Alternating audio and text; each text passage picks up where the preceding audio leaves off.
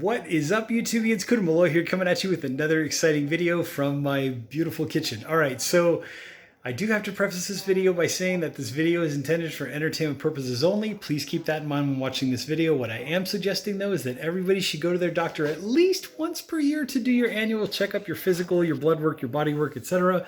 Please listen to your doctor because your doctor is certified, knows way more than I do. I'm no expert. I'm not claiming to be an expert. So there's that. All right, so let's talk about day 9 of what it's like being on a prolonged water fast. So 9 days in. The last meal I ate was 2 Saturdays ago. Today's Monday, just to give you an idea of the time frame. So 9 total days without any solid food. What I have been doing is every morning I do have about a tablespoon of apple cider vinegar with a half a teaspoon of Himalayan pink salt that's mixed in with a liter of water, and I go ahead and drink that. The reason for the Himalayan pink salt and for the apple cider vinegar is both for the electrolytes. There's a little bit of minerals in there, with the Himalayan pink salt, but also to prevent dehydration. It's very important. Okay, so last 24 hours, what happened? What basically accumulated over the course of the evening and all of today? So last night I had just a little bit of touch of acidy stomach. That started around like 8 o'clock, 8:30 or so, something like that. And then basically I think I'm no expert, remember, but I think that's just basically my body's last push to try to get whatever toxins were in that area out of me, basically. So I drank some water, I peed, everything was fine. The pee was clear, urine was normal, all that good stuff. Went to sleep, slept like a baby for about 5 hours. Two huge benefits of being in a prolonged fasted state, or even just in a fasted state. I notice even when I'm just doing like 18-6 fast, 18 hours of fasting, 6 hours of eating, is that number one, growth hormone is definitely active. I think that's one of the reasons why I haven't lost a whole lot of lean muscle mass. And two, the best benefit of all is that testosterone production goes through the roof. So if you're having any testosterone issues, you might want to try just intermittent fasting or fasting in general.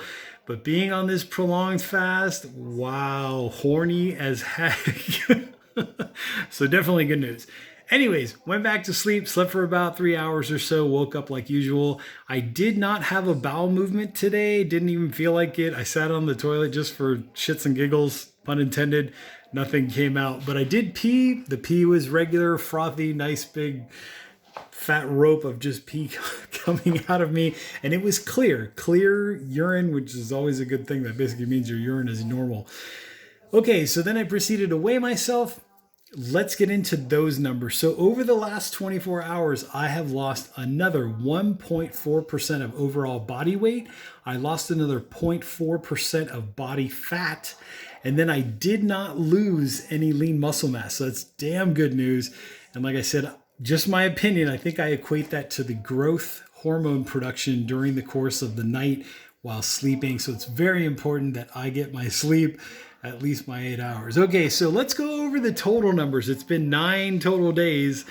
Let's do those numbers. So overall, total body weight, I've lost 13.5 pounds, give or take, because depending on how I stand on the scale, my foot position, whether I'm leaning forward, leaning backwards, standing up straight and tall, or whatever the situation is. Anyways, you get the idea. Total body fat percentage lost, 3.4%. Damn good news. Loving that every minute of it. Lean muscle mass loss is less than 1.2%. The reason why I say less than 1.2 is, again, because depending on how I stood on the scale, sometimes those numbers fluctuated. But I'm just going to say, let's say I lost 1.2% of lean muscle mass. That is damn good news as well. Like I said, I equate that to the growth hormone happening when I was sleeping in the fasted state. All right, today, what was most of today like? So after I weighed myself, I drank a liter of water every hour on the hour, did that. I did my apple cider vinegar, Himalayan pink salt in the morning, just for the electrolytes, you get the idea. But basically all day today, I kind of felt okay, just normal, not really too much energy and not tired or anything like that. I did have the energy to go ahead and finish a home improvement project back there. I added a shelf to my kitchen cabinet because I needed just a little extra space for some spices and that kind of stuff. So that was good. I did some sawing. I, took out a few bolts back there. Anyways, installed the shelf. I did that whole thing. The whole time just drinking water. So still haven't had any solid food. All right. So speaking of which, breaking the fast. So I've reached a point now where I think my body's telling me, hey, it's time to start eating food again. I feel like it. I don't know. I can't explain it. But I went 9 days without eating any solid food. So that's an accomplishment. So kudos to me. Pat on the back. Cheers. Definitely worth every minute of it. I do feel better overall in my body. Like those first few days, I felt rejuvenated. I felt fresh. I felt like my body really had a chance to rest, especially my digestive system. Eating all of that fiber and everything else, your body needs a break once in a while. It's just my opinion, so thank God I did that stuff. Anyways, let me show you how I'm going to break my fast and the reasons why. So if we come over here real quick, my bone broth soup is now, it's reduced by about like 20 or 30%. If I can, let me show you if I can try to find a bone. Oh, that was a good one. First shot at it. I might have lost it though. I think I might have lost it, but there's some bones. But basically what I'm trying to get at is that the meat has completely fallen off the bone. Like this, I think was part of the oxtail. So that's completely off. There's beef shank in here and oxtail, organic, non-GMO, purchased from a reputable farmer that I know, and he has a market. So that's always good news.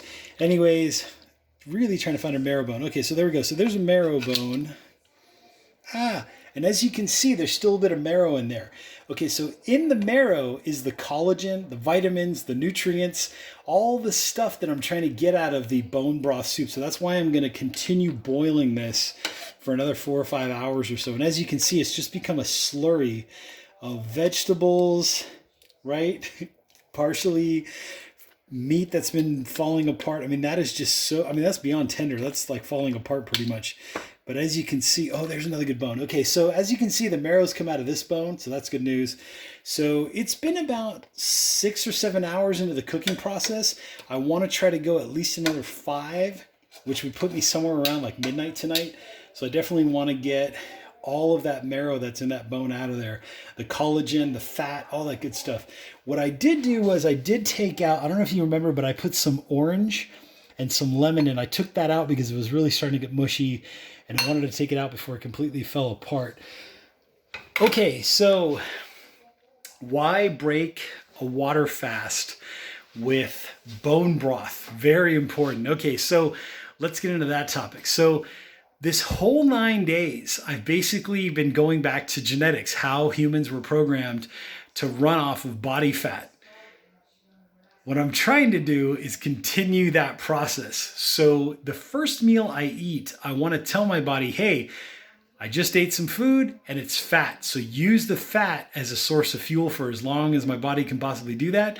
Then revert back to burning the body fat. That's why it's so important, so crucial, so critical as that first step, that first meal that I'm going to eat, to be a combination of the broth and some of that fat that's in there. Also the collagen element that's in there, the gelatinous kind of stuff that's in that soup. It's always going to be good. What I will do is I will strain it to get all those, to get the meat out, to get the vegetables out, etc. But I'm still going to keep the vegetables and the meat for day 2 or possibly day 3. That'll be probably like my 3rd or 4th meal. But I'm going to have soup tonight, somewhere around midnight or so would be the full 12 hours of cooking that bone broth soup down. And then tomorrow morning, what I'm probably going to do is I'm probably going to have another round of the bone broth, see how my body reacts to it, make sure I don't have diarrhea or anything like that. And then if everything goes okay, what I will do is I will probably have some of the fermented stuff, some of the probiotics. So let me show you that real quick. So if you remember in another video, I showed everybody how to make sauerkraut, right? Sauerkraut probiotics are through the roof. I make my own. That's red cabbage in there. I think it's 3 ingredients. It's basically red cabbage, water, and salt. That's it. And this fermented over the last 9 days. It's looking gorgeous. So I'm going to be having that sauerkraut as probably my 3rd meal or so. Then what I will do is for the 4th meal tomorrow is when I might try to have some of just the vegetable side of this gorgeous bone broth soup. And then maybe 5th meal, if I'm feeling good, if I don't have any crazy bodily reactions or whatever the heck, then I will go ahead and have some of that deep, nice, rich meat that's been in there and pretty much has been shredded, pulverized down to almost nothing. So those would be my next meals.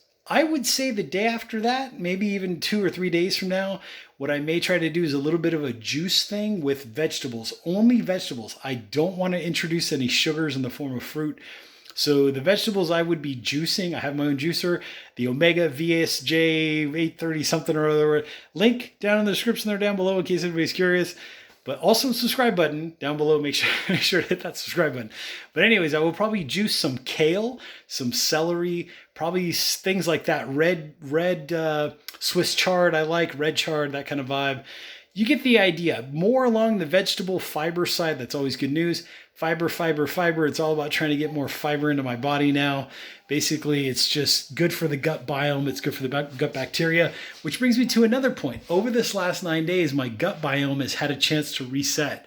So hopefully all the bad bacteria that was in there has almost been nearly put to extinction, and all the good bacteria is now what I'm trying to feed and replenish. So that's the reason for the probiotics during the course of whatever meal that is when I decide to eat that stuff. So there you go. That's basically it. That's all there is to a fast. Overall feelings from day 1 to today, I have to say that first 3 or 4 days was awesome. I felt rejuvenated. I felt fresh. I felt like I had given my whole body a rest, especially my digestive system. Lately, the last few days, it's kind of like my body telling me, hey, it's time to like start eating some food again. So that's why I'm breaking my fast on later on tonight, or probably even early tomorrow morning on day 9. So 9 full days of being on a water fast, quite an accomplishment. Definitely happy about that. All right, so if anybody has any questions or comments, please post them down in the comment section there down below.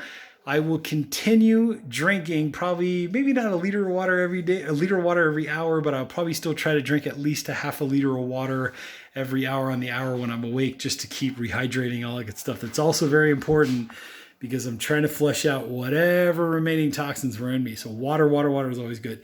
Anyways, down there is a subscribe button. They've moved it for some reason, YouTube. It used to be over here. Now it's over here. I don't know, wherever it's at. Hit that subscribe button, please. I am really trying to hit 500 subscribers by the end of this month. So help me make that happen. Tell your friends, post it on TikTok, forward this video on Twitter, email it out, do whatever you got to do. Really want to hit 500 subscribers, so go ahead and subscribe. Hit the notification bell if you want to keep abreast of whatever's coming out there, new videos, etc. In the upcoming days, weeks, whatever, I am getting a pressure cooker. So hopefully this process of making the bone broth will be that much better. Sorry, I'm schwitzing. I just got out of the shower, a whole bunch of energy going on. But basically, I'm also going to talk about that and cooking with the pressure cooker. And then on top of that, I'm also going to show some DIY projects.